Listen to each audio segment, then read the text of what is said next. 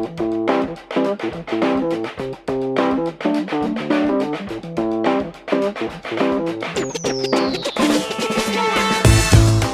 merhabalar. Podium bölümümüze hoş geldiniz. Bugün yine konuk serimize devam edeceğiz. Çünkü çok çok değerli bir konuğumuz var. Burcu Özgüçlü bugün bizlerle.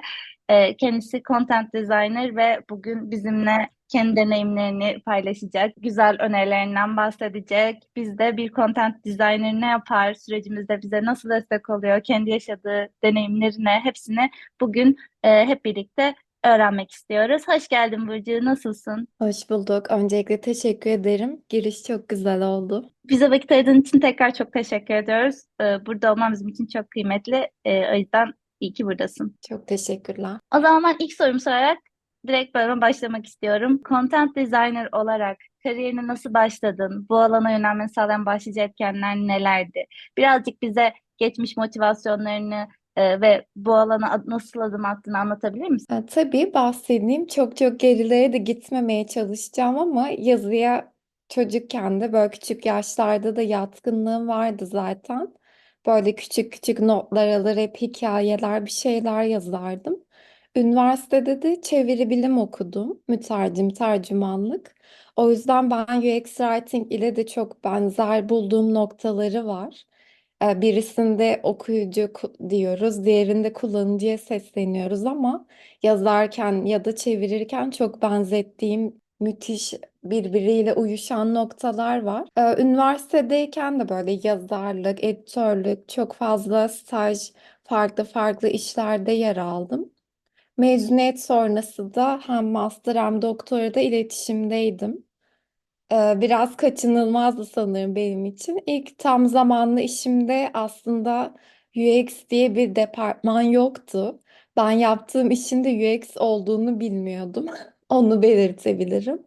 Herhalde o dönem Türkiye'de UX departmanı bir şirkette falan vardı diye hatırlıyorum.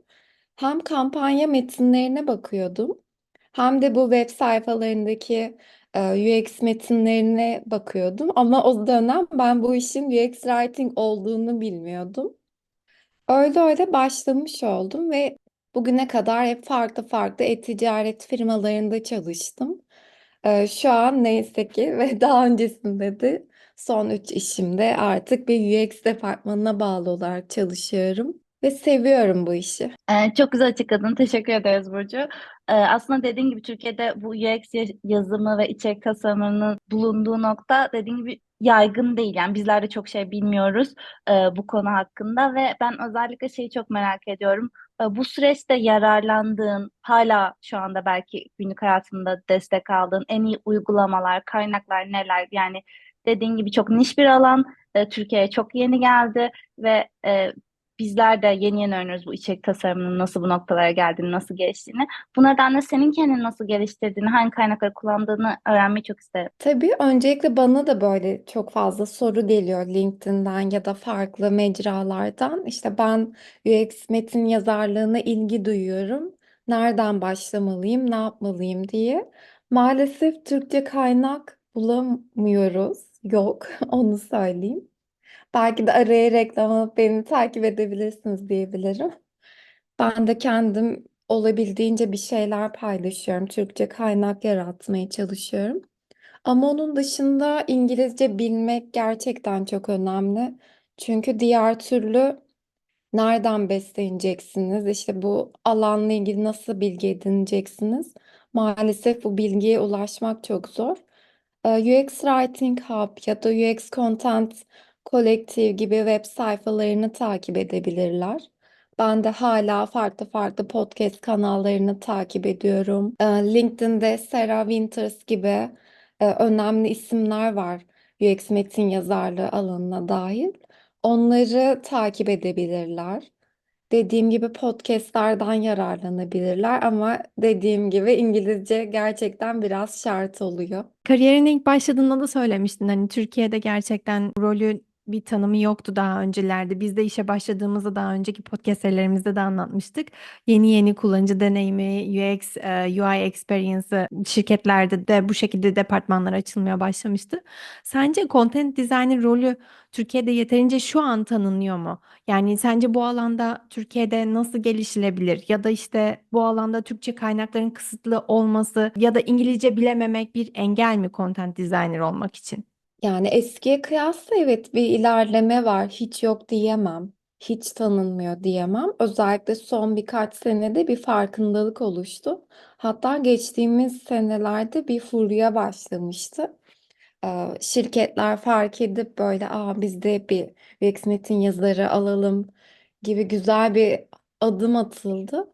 Ama orada da benim dikkatimi çeken bir şey oluyor. Ben hala böyle dikkatle takip etmeye çalışıyorum. Zaten bu iş ilanları bile UX metin yazımı anlamında bir UX olgunluğunun oluşmadığını gösteriyor hala. Ne yazık ki Türkiye'de bir UX metin yazarının sorumlulukları neler, neler yapar, kimlerle nasıl çalışır bilgisi üst düzey yönetim ve İK düzeyinde çok yetersiz. Bu nedenle ilanlarda bile işte UX metin yazarı değil de adeta benim full stack yazar ilanı olarak gördüğüm bir görev tanımları, sorumluluk, beklentiler yer alıyor. İşte SEO bilsin, kampanya metni de yazsın, işte reklam metnini de yazsın, UX metnini de yazsın gibi adeta dediğim gibi bir full stack writer pozisyonu maalesef. Her şey bir arada yapsın gibi. Çok fazla e, ne yazık ki farkındalık yok bizim gerçekten neyi nasıl yaptığımıza dair. O yüzden ben en tepeden bir bilinçlenme olması gerektiğine inanıyorum. Çünkü direktör seviyesi ya da C-level İK düzeyinde bu farkındalık olmadıkça aşağı doğru da inemiyor. Kaynak olarak evet İngilizce zorunda mıyız? Yani sadece bence bu UX writing için değil ama genel anlamda da farklı bir perspektif edinmek, farklı içeriklere ulaşmak adına bence çok önemli bir bilgi. Keşke Türkçe'de de bir şeyler olsa. Dediğim gibi ben Medium'dan ya da kendi sayfamdan bir şeyler paylaşmaya gayret ediyorum. Tabii ki bu yeterli değil. O nedenle İngilizce ister bu alanda ilerlemek için olsun, ister farklı alanda oldukça önemli. Bunu hep söylüyorum. Türkiye'de de umarım adımlar atılır çünkü genellikle şöyle bir geçiş başlamıştı. Şu an ne yazık ki headcount göremiyoruz UX Writing adına durma noktasına geldi. Diyelim ki reklam ajansında çalışmış bir kişiyi, bir geçmişi olan kişiyi direkt UX starting pozisyonuna getirme gibi bir durum oluşmuştu Türkiye'deki headcountlar açıldığında. Mesela bu evet hani hiç kimse alan değiştirmesin mi? Değiştirsin. Ama ne yazık ki bunu yaparken farkında olmadan yapıyorlar. Çünkü reklam metin yazarıyla UX metin yazarını biraz eş tutarak yapıyorlar. O nedenle yanlış bir bilgilendirme, yanlış bir rota çizilmiş olabiliyor. Onu belirtmek isterim. Şu an mesela çalıştığın şirketlerde Türkçe olarak mı ürünü çıkartıyorsunuz yoksa ana dili farklı olan bir ürünü çalıştın mı? Öyle bir deneyimin oldu mu? Olmuştu eski işlerimde. Ama şu Peki an Türkçe. çalıştığımız domainler seninle bildiğin üzere şirketten şirkete değişiyor. Bazen Türkçe bile yeni terimleri, yeni kullanım kalıplarını, yeni teknolojileri öğrenebiliyoruz. Ana dilin Türkçe ve İngilizce bir ürün çıkartırken kendini nasıl besliyorsun mesela o domaini öğrenirken? Çünkü sürekli kullandığımız bir İngilizce olmuyor mesela. Hani buradaki kelimeleri nasıl öğreniyorsun? Benchmark mı yapıyorsun? Herhangi bir takip ettiğin şeyler var mı? Onları biraz merak ediyorum. Şimdi yazar olarak da farklı alanlarda çalışıyoruz. İşte diyelim ki bu tıpla ilgili bir uygulama da olabilir, bir fintech de olabilir, alışveriş olabilir, hukuk olabilir. Farklı. Şu an mesela galeri, emlak dünyasındayım. Yani her bir alana hakim olmak mümkün değil. Yani insan olarak böyle çok gerçekten üstün yetenek gerektiren bir şey olurdu herhalde. Bunu yapabilen varsa takdir ederim gerçekten. Ben bunu da çeviriye çok benzetiyorum. Çünkü işte hukuk çevirisi farklı bir alandır. İşte tıp terminolojisi farklı bir alandır. Ben buralarda nasıl ilerliyorum ona değinebilirim. Diyelim ki daha önce fintech'teydim ben de ödeme tarafındaydım. Orada düzenli olarak ben işte Merkez Bankası'nın mevzuatını okuyorum ya da farklı bankaların işte Findex raporları vesaire. O terminolojiye, o bilgiye hakim olmanız gerekiyor. Yazı süreçlerinde de benim ön araştırma dediğim kendi adıma UX araştırması demeyelim de kendi adıma böyle bir kaynak taraması yaparken mesela bunlara dikkat ediyordum. İşte diyelim ki bir bankacı bu kavramı nasıl kullanıyor ya da ödeme tarafında kartla ilgili bir bilgi olabilir. Ya oralarda gerçekten kelime bilgisi, terminoloji bilgisi buna hakim olmak gerekiyor. O yüzden iyi bir araştırma yapmanız lazım yazar olarak. Kullanıcı buna nasıl e, yanıt veriyor? Onlar hangi kavramları, kelimeleri kullanıyor? Her zaman benim bir ön araştırmam olur bu yüzden. Bu kaynaklardan sonra mesela bir benchmark çalışması yaparım kendi adıma. İşte yurt dışındaki diyelim ki diğer fintech uygulamaları neler kullanıyor? İşte OTP diyorsun ama Türkiye'de bunun karşılığı nedir, nasıl olmalı? Bunlara dikkat etmek gerekiyor. Hep bir ön araştırma, bir ön hazırlık süreci. Yani bir roman yazarı romanına başlamadan önce diyelim ki mekanı, işte karakteri, kişileri nasıl çözümlüyorsa aslında UX Writing'de de benzer bir şekilde bir ön araştırma, karakteri, ürünü, ürüne dair bilgiye hakim olmanız gerekiyor. Öyle bir araştırma sürecim oluyor. Çok teşekkürler Burcu. Söylediklerine katılıyorum. Ben de bazen benchmark araştırması yaparken hatta çoğunlukla content designer'ımızı da davet ediyorum. Ama senin de söylediğin gibi onun zaten bir benchmark araştırması benden önce olmuş oluyor çalıştığımız konuyla ilgili. Gerçekten çok faydalı oluyor. Teşekkürler bize de açıkladığın için. Peki sence şirketlerde bu rolün tam olarak oturtulması için, farkındalığın arttırılması için neler yapılabilir? Bence ilkin hani çok basit bir şey. Bu rol neler gerektiriyor, neler yapıyorlar bir küçük araştırma bile yeterli olacaktır diye düşünüyorum. Direkt evet işte headcount açalım güzel. Gerçekten çok güzel bir adım bu. Ama bunu yaparken de bilinçli yapmak gerektiğini düşünüyorum. Çünkü UX Writer and Researcher gibi ilginç rol tanımları bile duyuyorum. Bu mesela evet T-shape hepimiz belli bir noktada savunuyoruz. Çünkü metin yazarının da mesela tasarıma, araştırmaya dair bilgisi olması gerekiyor. Bu olmadan ilerleyemez. Bir yazar işte tasarımcı nasıl çalışır, araştırma nasıl yapılır, bunları belli bir noktada bilmesi gerekiyor. Ama bu ikisi sanki bir arada yapılabilecek bir rol gibi görev tanımlarının yapılması bile bana şu izlenimi veriyor. İşte UX metin yazarlığı sadece böyle redaksiyondan ibaret. İşte metni düzelttiğimiz, wireframe'e gelip metinleri düzenlediğimiz bir şey gibi değil. Başlı başına bir uzmanlık alanı. Bu noktada da biraz derinlemesine olmasa bile bir araştırma bile yeterli olacaktır. Diyelim ki işte yurt dışındaki farklı roller, şirketlerde, pozisyonlarda neler bekleniyor, neler yapılıyor. Ufak bir benchmark bile aslında yeterli olacaktır diye düşünüyorum. Burada da dediğim gibi biraz önce de konuştuğumuz gibi özellikle yönetim seviyesinde ya da UX ekibinin başındaki direktör, yönetici seviyesinde çalışanlar düzeyinde farkındalık yaratılabilir. Çünkü şu an benim de bugüne kadar bağlı olduğum yöneticiler hep tasarım çıkışlı. Metin çıkışta ben hiç kimse görmedim yönetim düzeyinde. Onu belirtmek isterim. O nedenle böyle nasıl çalıştığımız, işte hangi yöntem nasıl ilerlediğimiz belli bir noktaya kadar belki anlaşılıyor. Ama bir noktada da bazen ben bile şey hissediyorum. Acaba yeterince yaptığım iş nasıl ilerlediğim fark ediliyor mu diye. O nedenle ufak bir araştırma bile bence yeterli olacaktır. O zaman ben meşhur sorumuzla devam etmek istiyorum aslında. Bunu konuklarımızın hepsine sormaya çalışıyoruz Burcu.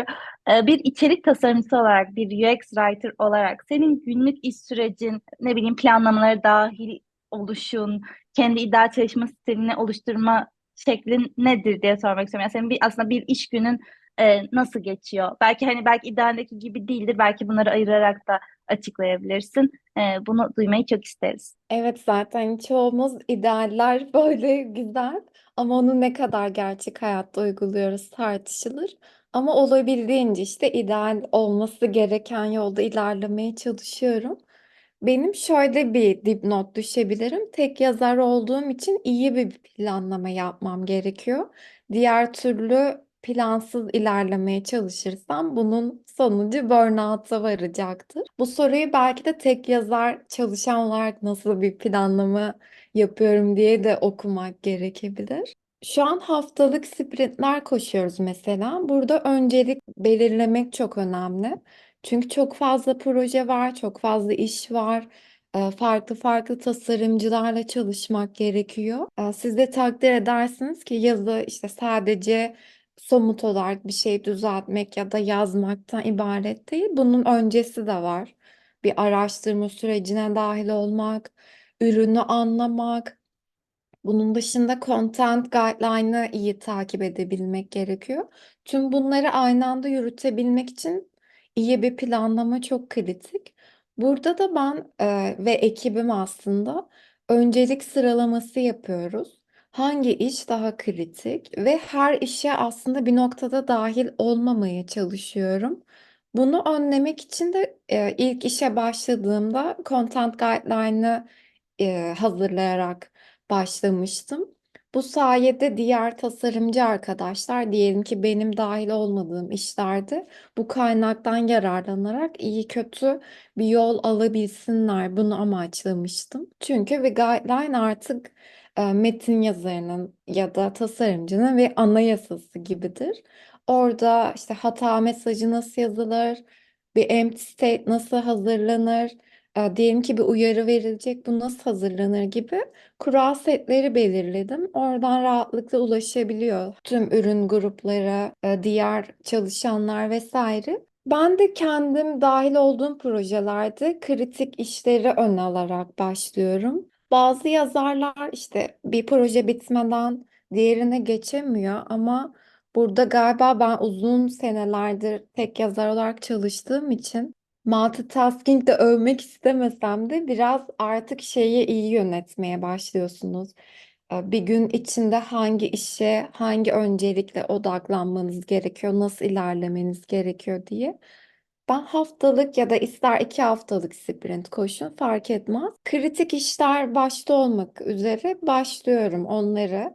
Diyelim ki öğleden önce bir işe bölünüyorsam öğleden sonra diğer işe kendime zaman ayırıyorum gibi. Gün içinde farklı farklı böyle time slotlar yaratıp zaman ayırmaya çalışıyorum, gayret etmeye çalışıyorum olabildiğince verimi elden bırakmadan. Çünkü diğer bir riskin noktası da var. Tek yazar olunca işte çok fazla proje, evet, almamaya çalışsak da günün sonunda elinizde farklı farklı işler oluyor. Bu biraz kafa karışıklığına da neden olabilir. Bunu önlemek için de işte toplantılardan artık kalan zamanlarda sabahtan planlıyorum kendi kendime. İşte ben bugün şu işe bakacağım. Bunun araştırmasına dahil olacağım gibi. Bunun haricinde bir buffer zaman ayırıyorum. Çünkü acil işler bizim sektörde kaçınılmaz oluyor. Mutlaka her hafta ya da farklı zamanlarda sizin yaptığınız planlamanın dışına çıkmanız gereken durumlar oluşabiliyor. Bunun için de bir zaman ayırıyorum. Ürün ekipleriyle iletişimi iyi tutmak önemli. Haftanın başında ben planlama yaparken onlara yazıyorum. Ben bu hafta şu şu işleri alıyorum. Sizden şu işlerde, projelerde, tasklar da gelmişti. Bunları bu hafta almıyorum bir önceliği, aciliyeti yoksa diye. el sıkışıyoruz. Zaten ortak bir tool kullanmak da çok önemli. Diğer türlü işte Slack, Teams gibi kanallar üzerinden planlama yapmaya çalışıyorsanız hani bu çok çok riskli. Ya da e-mail üzerinden planlama yapmak bu da çok çok dağınık olmasına yol açacaktır. Şu an Jira kullanıyoruz mesela. Oradan zaten board'dan herkes erişebilir. Haftalık ya da 2 haftalık sprintime ben neler aldım o şeffaf bir şekilde zaten görünüyor, takip edebiliyorlar. O açıdan tool kullanımına da dikkat çekmek istiyorum. Eğer işte siz yazışmalar, mailing vesaire üzerinden planlamayı takip etmek isterseniz bu işi biraz zora sokacaktır. Şu an bu şekilde ilerliyorum. Detaylı açıklaman için çok teşekkür ederiz Burcu. Ben aslında şöyle bir adım öteye ilerletmek istiyorum bu sorumu. Biliyorsun biz de product designers şu anda üçümüz. Ve özellikle UX, UI designer veya product designerlarla işbirliğinin nasıl olduğunu ben çok merak ediyorum. Hani o süreç nasıl ilerliyor? Onlar tasarımı draft olarak hazırlıyor. Bilmiyorum Lorem Ipsum mu kullanıyorlar? Hani sen onları mı dolduruyorsun? Hani gerçekten böyle spesifik tasarımcılarla işbirliğini öğrenmek istedim. Hani birazcık belki bize de ışık tutabilir. Güzel bir soruya değindin. Çünkü bu aslında benim daha önce de ya aslında tasarımcı da bunu biliyordur ya ya da bu araştırmacı nasıl çalıştığımı sürecimi biliyordur gibi kendi kendime varsaydığım bir şeydi. Bu varsayımı ben daha sonra bıraktım. Çünkü dediğim gibi daha önce yazarla çalışan kimse de olmadığı için o kadar da aslında basite indirgememek gerekiyormuş. Birlikte çalıştıkça insanlar farkına varıyor nasıl süreç işlediği, neler yaptığımın. Ve bu en fazla merak edilen ve aslında da çok değinilmeyen bir konu sorduğun soru. İşte bir sorunu ele almak, kısıtları belirlemek ve çözüm yollarını keşfetmek gibi genel tasarım aktiviteleri aslında yazma sürecinin de bir parçası. Direkt somut olarak işte Lorem Ipsum'ları metne çevirme ya da Wireframe'deki böyle tasarımcının belki dummy olarak yazdığı şeyleri düzeltme gibi bir eylem değil bizim yaptığımız iş. Öncelikle bu farkındalığı oluşturmak gerekiyor. Projeleri ve sorumlulukları belirliyoruz aslında ekip olarak. Bunu yapmak lazım. Çünkü tasarımcıyla en baştan iş bir proje ürün ekibinden size geldiğinde yazarı da dahil ederek ilerlemeniz gerekiyor. O yüzden benim sıkça böyle kullandığım cümlelerden birisi olmuştur herhalde bu. Yazarı dahil etmeyi unutmayın. Beni de toplantıya çağırın gibi. Çünkü şöyle bir ön yargı olabiliyor ya da varsayım diyelim. Aslında biz şu an tasarım konuşuyoruz. Senlik bir şey yok. Mesela bu çok fazla duyduğumuz bir cümledir bizim yazar olarak. Hayır. Çünkü bizim de yazar olarak bir proje neden geldi? Kapsamı nedir? Acı noktalar nedir? Amacımız ne? Bir geliştirme yapılacaksa bu geliştirmeyi biz neden yapmak istiyoruz? Ya da e, yeni bir ürün geliyor diyelim ki tasarlanacak, süreçleri başlayacak. Yani buradaki amaç ne? Neyi hedefliyoruz? Bu ürünün kitlesi kim olacak? Bir araştırma varsa öncesinde elimizdeki bulgular neler ya da daha sonra yapılacaksa bunlar neler? Bunları belirlemek gerekiyor. Ya da edge case'ler mesela çok önemli. Bunlar varsa işte yazılım kısıtları olabilir. Bunları konuşmak lazım. Çünkü diğer türlü siz daha sonra bir şeyler yapıyorsunuz. İşte tasarım için de öyle, yazı için de öyle. Daha sonra son noktada böyle bir kısıt var dediğinizde siz onu başa almanız gerekiyor. Sık sık iletişim kurmak önemli. Çünkü metin yazımı, final tasarım veya wireframe aşaması öncesi başlayan bir süreç. Bunu tekrar tekrar vurgulamak istiyorum. Belki bunu daha önce söyledin diyebilir dinleyiciler ama bu nokta çok kritik geliyor. Çünkü biz aslında sadece metni de değil, içerik hiyerarşisini de oluşturmamız gerekiyor. Diyelim ki tasarımcı ikonla ya da bir görselle halledebileceği bir yere, gereksiz yere yazı alanı koyduysa mesela biz onu en başta sürece dahil olduğumuzda çıkartıyoruz. Bak, buna aslında hiç gerek yok. Ya da bu alana hiç gerek yok. Ya da bileşenlerin mesela yazım kuralları var. Ona dikkat etmemiz gerekiyor. Ya farklı bir bakış açısı getiriyor aslında yazı. Ve metin yazımı için de zaman tanınması gerekiyor. Çünkü tasarım bittikten sonra dahil olduğunuzda siz de biliyorsunuz artık işte yazılıma geçmesi gerekiyor. Kısıtlı bir süre kalıyor. Ama en başta mesela yazar tasarımcı ortak çalıştığınızda ve ben bu süreci çok çok seviyorum. Çünkü sizlerden öğrendiğim şeyler oluyor. Umarım benim de tasarımcılara kattığım bir şeyler oluyordur. Beraber fikir alışverişi yapabiliyorsunuz. Bak sen bu akışa şu sayfayı eklemişsin ama hiç gerek yok.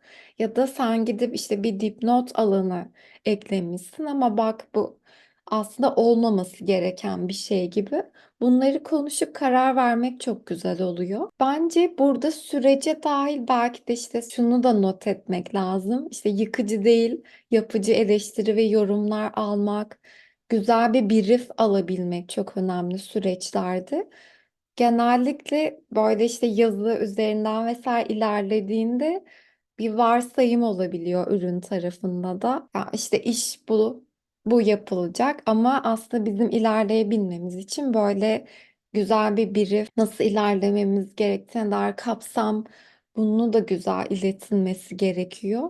Çünkü diyelim ki siz bir yeni ürün tanıtacaksınız, bir yeni feature geliştiriliyor. Bunun SMS'i, push'u olacak mı? Bir landing sayfası gerekiyor mu? Bir sıkça sorulan sorulara gerekiyor mu? Sürece en baştan dahil olduğunuzda mesela yazar olarak bizim bu noktada pazarlamayla da el sıkışmamız gereken bir nokta var. Bunu en baştan yürütebiliyorsunuz rahatlıkla. Şu an aklıma gelen bunlar ama oldukça ekleyebilirim. Çok farklı farklı durumlar oluyor. Çok güzel açıkladın Burcu. Gerçekten bir product designer ve content designer nasıl çalışıyor? Kendi deneyimim aklıma geldi sen anlattığında. Bizim şirketimizde de content designer ekibi var. Ürün biraz kompleks bir ürün olduğu için farklı farklı product aileleri olarak çalışıyoruz aslında. Çok sayıda designer da var. Content designer sayısı da her family'ye, her bir ekibe bir content designer atanıyor. Bizde şu ana kadar 2 tane content designer değişikliği oldu ve ikisi de ilk görüştüğümüzde ve beraber çalışmaya başladığımızda senin söylediğin şeylerin aynısını söylediler. Sen söyleyince aklıma geldi. Beraber daha nasıl çalışabiliriz?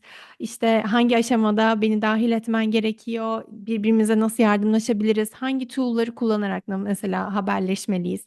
Ya da mesela haftalık düzenli toplantılarımız olmalı mı? Catch-up yapmak için ya da böyle bazen 2 saatlik content designer ve product designerların aynı family'de olan, aynı product ailesinde olan insanlarla bir araya gelip orada sorumuz varsa onları konuşuyoruz ya da alternatifleri değerlendiriyoruz. Gerçekten de önceki şirketimle şu anki şirketimi kıyasladığımda çok çok bir fark ettiğini gördüm yani. Hani benim kendi tasarım sürecimde de çok olumlu bir katkısı oldu ve çok fazla şey öğrendim content designer'dan. Ya birinci challenge aslında şöyle oluyor. Hani biz mesela bir ürüne çalışıyoruz. Evet, ben de mesela fintech domainine çalışıyorum. Zaten hani domain bana biraz yabancı tabii ki. Günlük hayatta kullandığımız İngilizce kelimeleri ürün tasarlarken kullanmıyoruz. O yüzden sürekli marketing araştırması yapıyoruz, benchmark araştırması yapıyoruz. Ben kendi tasarlarken de öyle. Ama content designer'ın perspektifi gerçekten çok farklı oluyor. Senin de söylediğin gibi. Ve aynı zamanda bir consistent yani tutarlı bir tasarım yaratmamıza da yardımcı oluyorsunuz content designer olarak. Çünkü demin de söylediğim gibi ürün çok büyük. Çok farklı alanlarda ve çok farklı yapıda tasarımlarımız mevcut. Ve bu ürünün tamamında bir consistency'yi yakalamak da senin söylediğin gibi guide'ler sayesinde olabiliyor ve aynı zamanda bu toplantılarla da beraber ortak bir dil oluşturmaya çalışıyoruz. Bütün diğer designerlarla beraber de. Aynı zamanda content designerla çalışırken de yani erken aşamalardan dahil olmaya, sürece beraber başlamanın önemini çok vurgulamıştı o da. O yüzden ben de projenin konusuna da karar verdiğimizde kullanıcı kim olacak, neyin üzerine çalışacağız? Content designer'a da kesinlikle anlatıyorum. Hatta bizim haftalık PM toplantılarımıza content designer da katılıyor.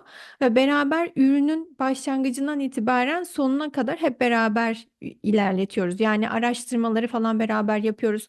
Hatta ben bazen mesela usability testing yaptığımda ya da işte A/B testing yaptığımda Bazen contentle alakalı sorular da ekliyoruz ya da interview yaptığında o da katılmak istiyor mesela. Daha kullanıcıyı anlayabilmek için ya da aklında spesifik bir soru varsa çalıştığımız feature ile alakalı, özellikle alakalı o da katılıyor, soruyor. Yani beraber fikir geliştirmek çok çok gerçekten önemli ve elzem. O yüzden gerçekten iyi ki varsınız. Dinleyiciler bu kısmı maalesef göremiyor ama ben böyle duydukça sevinçten gözlerimde kalpler çıktı. Teşekkür ederim.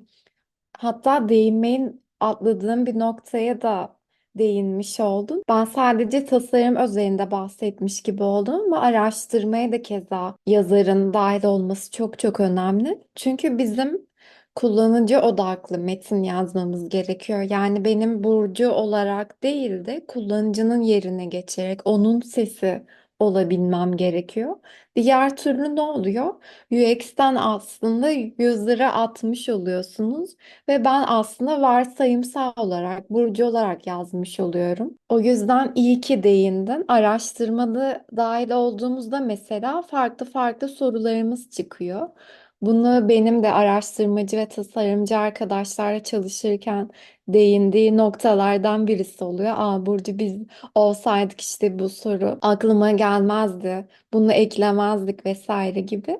Çünkü küçücük bir butondaki label yani iki kelime der geçer belki birileri ama o kadar fark yaratıyor ki onu bile test etmek. Bir başlığı ya da body copy'deki akıştaki bir metni küçücük bir kelimelik bir şeyi bile test etmek aslında fark yaratıyor. Kesinlikle katılıyorum. Ya ben de tasarımda mesela senin söylediğin gibi butonların tekrardan contentlerine çalışmıştık. Belli bir sayfa üzerinde ve yani o kadar çok değişti ki kullanıcı testi falan da yapmıştık onunla alakalı. İnsan gerçekten şey gibi anlayabiliyor, mesela bu işi bilmeyen bir insan ya zaten iki kelime ne olacak gibi denilebiliyor ama Sadece iki kelimelerin kelime. gerçekten anlamları akışı çok farklılaştırıyor. İnsanları daha iyi kaydedebiliyoruz, daha iyi rehberlik sağlayabiliyoruz. Onu bastığın zaman ne göreceksin? Kompleks domainlerde dediğim gibi çok çok çok önemli bence de. Ben senin sürecini dinlediğimde gerçekten seni çok takdir ettim. Yani çünkü ben bizim şirketteki yapıyı düşünüyorum. Evet, bir content designer var, bizle beraber çalışıyor ama aynı zamanda mesela işte release notlar için, help dokümanları için teknik writer var. Marketing için marketing designer var. Ne Yani güzel. hani çok farklı title'da contentle uğraşan insanlar var ve bunlar da hani gerçekten yaptığınız işler çok çok önemli. Yani bir release ettiğinizde ürünü okuyan insanlar ya belki o ürünü satın almayı düşünecekler ya da marketing zaten hakeza senin de söylediğin gibi çok çok önemli ve bunların da kullanıcıları çok farklı. O yüzden seni çok takdir ediyorum. Yaptığın iş gerçekten çok önemli. Yani bütün farklı alanlardaki contentlerde şirkete yardımcı olmaya çalışıyorsun. Tasarımcılara, oradaki çalışanlara. Çok gerçekten elzem ve güzel bir şey yaptığın şey. Teşekkürler. Gerçekten şöyle gözümden kalpler çıkıyor şu an. Şimdi ben biraz konuk olarak rolleri değiştirmiş olacağım ama benden bir soru gelecek Nurgül'e. Ben de bunu merak ediyorum. Çünkü hep beraber çalıştığım kişilere bunu sorarım. İşte benle çalıştıktan sonra ya da bir yazarla çalıştıktan sonra ne gibi farklar gördün diye. Nurgül sence bir yazarla çalışmak sana neler kattı? En önemli şeylerden birisi ne oldu?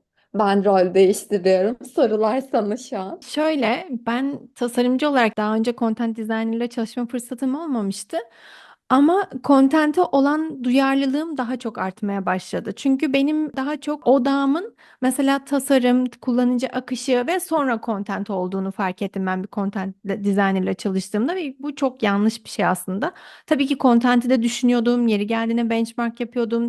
Hani test etmeye çalışıyordum ama bu kadar gerçekten bir content designer ile çalışmak ve hani farklı farklı kontentler üretip en iyisini bulmak, test etmek, derinini anlamaya çalışmak gerçekten tasarımı çok değiştiriyor. Senin de söylediğin gibi mesela bazı yerlerde bazı bilgileri tekrar ediyorum farkında olmadan ya da gereksiz çok cümleyi uzatıyorum. Hem mesela gerçekten tasarımda mesela bir görüntü kirliliği oluşuyor. Çok fazla bilgi olduğu için kullanıcının mesela zaten hafızasını gereksiz yere dolduruyoruz gereksiz cümleler koyduğumuzda. Zaten hani amacımız olabildiği kadar basit çözümler oluşturmak ve content'te zaten hani tasarımın neredeyse çoğu contentle oluşuyor. Eğer content iyi düşünülmezse, gerçekten zekice çözümler bulunmazsa bu tasarım da gerçekten experience'ı çok kötü gösteriyor. Hem UI olarak hem UX olarak. Ya o yüzden bence ben çalışmaya başladıktan itibaren tasarımdaki değişikliği ve kullanıcıların memnuniyetini de gördüğümden dolayı yani bu bölüme olan ilgim çok arttı. Hatta işten sonra falan bazen ben de şey yapmaya çalışıyorum. Kendim geliştirmeye çalışıyorum. Makaleler okumaya çalışıyorum bu alanla ilgili. Bu açıdan hem benim farkındalığımı artırdı hem tasarımın kalitesi çok arttı. Ya bir de gerçekten bazı kontentler şiir gibi oluyor. Yani ya bazı kontentlerde böyle o kadar kısa bir cümlede güzel anlatıyor ki, mesela ben belki ana dilim İngilizce olmadığı için de bu kabiliyette değilim belki. Bana bazı şeyler şiir gibi geliyor. Çok simple, çok güzel anlatıyor mesela bir model'da ya da işte ne bileyim bir mail template hazırlıyoruz orada ya da işte butonlarda. O yüzden kesinlikle çalışmak çok şey kattı bana. Yani benim de farkındalığım arttı. Ben de artık bir content yazarken alternatifler üretiyorum ona önceden. Tabii ki çoğunlukla onun ürettiği şeyler oluyor ama yine de çabalıyorum. Hem bu alandaki motivasyonumu da artırdı yani. Harika ya. Umarım bu deneyimi herkes tadar diyeceğim ve yazarlar Umarım. çok çok teşekkürler. Peki bu dediklerinize ek olarak ben şunu sormak istiyorum. Aslında hani biz product designer olarak çalışıyoruz ve maalesef çoğu şirkette de hani bir content designer bulunmuyor. Bütün süreçlerden tasarımcı sorumlu oluyor. Researcher varsa hani belki researcher de işin içine dahil edebiliriz ama hani bu noktada senin bizlere işte product designerlara önerebileceğin bir şeyler var mı? Kendimizi bu konuda nasıl geliştirebiliriz? Content design'la ilgili research aşamasında, tasarım aşamasında ya da test aşamasında nelere dikkat etmeliyiz, neler yapmalıyız? Çünkü bu gerçekten çok önemli bir konu ve hani bu noktada kendini geliştirmek isteyenlere senin vereceğin öneriler, hani şunu yapın, şunu okuyun diyeceğin bir şeyler var mı? Aslında bu soruyu ben detaylı cevaplarım genelde ama bir yandan mesela şu an şeyi düşünüyorum. Bunu yaparken mesela bir yazar headcount açılmasına engel mi oluyorum? İşte yazar yerine işte tasarımcı, aslında tasarımcı yazar gibi ilerlesin gibi bir şeye de yol açmak istemiyorum. Ama şimdi soruyu da yanıtsız bırakmamak lazım tabii. Öyle de bir durum var. Buralarda Baymart ya da işte NNG'de çok güzel böyle UX metin yazımı ile ilgili bilgiler var. Oradan yararlanılabilir ya da Material Design gibi kaynaklardan. Çünkü Türkiye'de fazla örneği olmasa da yurt dışında bütün aslında belli başlı şirketlerin content design sistemleri var. İşte tasarım zaten kesinlikle oluyor. Oralardan beslenebilirsiniz. Yine en başta bahsettiğim gibi podcast kanalları, sayfalardan beslenebilirsiniz. Ama buraya ben bir dipnot düşeceğim. Israrla yazar talep edebilirsiniz diye. Çünkü gerçekten diğer türlü şeyi de düşünüyorum. Evet, tasarımcı bir şekilde yol almak istiyor ama bu durumda bence tasarımcının da üzerinde iş yükü artmış oluyor. Daha fazla o alana bir şeyler, kaynak ayırması gerekiyor. Belki tasarıma ayırması gereken eforu bir yandan işte yazı nasıl yazılır onu çözmeye çalışarak ayırıyor. Onu da anlıyorum. Diğer türlü belki de işte yazı bu kadar basit, işte tasarımcı da hallediyor. Nasıl olsa yazara demek ki gerek yokmuş gibi bir algıya da yol açabiliyor. Çünkü bunu gözlemliyorum ben de. O nedenle böyle belki de evet, bir şekilde ilgisi varsa tasarımcının ya da işte bu T-shape mantığı, yazı ile ilgili bilgi edinmesi çok çok önemli. Hem araştırmacının hem tasarımcının. Ama dediğim gibi ısrarlı headcount konusunda diretmek de gerekebilir diye düşünüyorum. Dediklerine kesinlikle katılıyorum. Çünkü hani ben de content designer'la çalışmayan bir tasarımcı olarak bu süreçlerin hepsinde gerçekten zorlanıyorum ve maalesef bu konuya dizayn süreci içerisinde çok az değinebiliyoruz ve aslında bu şu ana kadar konuştuğumuz her şey gibi hani çok önemli. Çünkü bu da deneyimin bir parçası olduğu için ama süreç içerisinde birçok göreve yetişmeye çalışırken hadi bunu da şöyle yapalım şeklinde ilerlendiği için aslında çok zayıf kalıyor. Hani bu noktada bu konuya çalışacak bir kişinin olması, özellikle bunlara çalışması, hani belki bilmiyorum farklı bir konuya değineceğim ama gittikçe de yaşlanan bir toplum olduğu için aslında hani content design insanlarla iletişim kurmak, etkileşim kurmak bu noktada da çok önem kazanıyor ve aslında bizim süreçlerimiz içerisinde bunlara dikkat etmemiz gerekiyor. Bu noktada dediğin gibi hani öncelikle keşke bunlarla ilgili çalışacak bir takım arkadaşımız olsa. Ürünlerdeki kullanıcı deneyiminin ne kadar daha iyi olacağını hepimiz de deneyimleyebileceğiz. Yani evet, çünkü artık şey, kullanıcının sesi gibi bir şey oluyor bir noktada ve yaşlanıyoruz vesaire toplumlar diye değindin ya, mesela oradan ben de bir kapı açtı ama kullanıcılar farklı farklı oluyor. İşte bir çocuk için bir web sayfası olabilir ürün, ya da dijital okuryazarlığı olmayan bir grup olabilir, kullanıcı kitlesi. Farklı farklı kullanıcı kitleleri olabilir. Ona uygun mesela jargon, terminoloji, nasıl yazmam gerekiyor. İşte diyelim ki bu web sayfanız var bir tane ya da ürününüz. Sadece böyle yüksek öğretim mezunu, çok iyi dijital okur yazarlığı olan, işte terminolojiye çok hakim bir kitle de olabilir. Ona yazmak başka, diğer gruba yazmak başka ve kapsayıcı olmak çok önemli. Özellikle erişilebilirlik, kapsayıcılık çok fazla ihmal edilen bir konu. Ben biraz konuyu açmış oldum ama soruyu dinleyince kafamda bunlar oluştu. Mesela bunlar da yazarın dikkat ettiği, dikkate aldığı, belki de işte bir tasarımcı ya da araştırmacının yazı ile nasıl yol alırım diye uğraşırken ihmal edebileceği noktalar. Ama bir yazar olarak bizim mesela bunlar çok fazla dikkate aldığımız şeyler. Hem kapsayıcı olmak, hem erişilebilir olmak, işte metinlerde buna dikkat etmek bizim en önemli işlerimizden birisi. Bu arada ben de kesinlikle çok katılıyorum. Bizim aslında tasarımcı olarak odaklandığımız şeyler çok bambaşka. Hani kullanıcıyı biz de tanımaya çalışıyoruz belki ama gerçekten o da yani bizim tüm bunları kavretmemiz aslında beklenmemeli. Hani Kes- gerçekten uzmanı olduğumuzu düşünmüyorum ben de ve katılıyorum. Biz de kendi adıma, kendi şirketim adına söyleyeyim. Maalesef bizde de yok ama son 2-3 yıldır bunun için tasarım ekibinin çok büyük bir talebi var. Maalesef henüz karşılanmadı ama umuyoruz ki ileride tüm tasarım ekiplerine dahil olursunuz. Biz çok isteriz. Herhalde bunu çözmenin en büyük yollarından biri de gerçekten ne yaptığınızın iyi anlaşılması. O yüzden bence şu an yaptığın şey çok kıymetli. Böyle her türlü mecradan kendi sesini duyurmaya çabalaman. Biz bile bir sürü şey öğrendik ve çok teşekkür ediyoruz tekrar vaktin için. Ben aslında bununla bağlantılı bir soru sormak istedim. Şu anda gerçekten content designer'ın, bir UX writer'ın ne yaptığı tam olarak bilinemeyebiliyor. Sen de konuşmanın başlarında bahsetmiştin. İK'lar aslında farklı yazar gruplarını ayırt edemiyorlar. Hani reklam ajanslarından çalmaya çalışıyorlar vesaire tarzı muhabbetlerimiz olmuştu. Bununla bağlantılı olarak da aslında şu anda şeyi sormak istiyorum. Bu yazar grupları arasındaki farklar nelerdir? Content designer ve copywriter rollerinin mesela sıklıkla karşılaştırıldığını görüyoruz.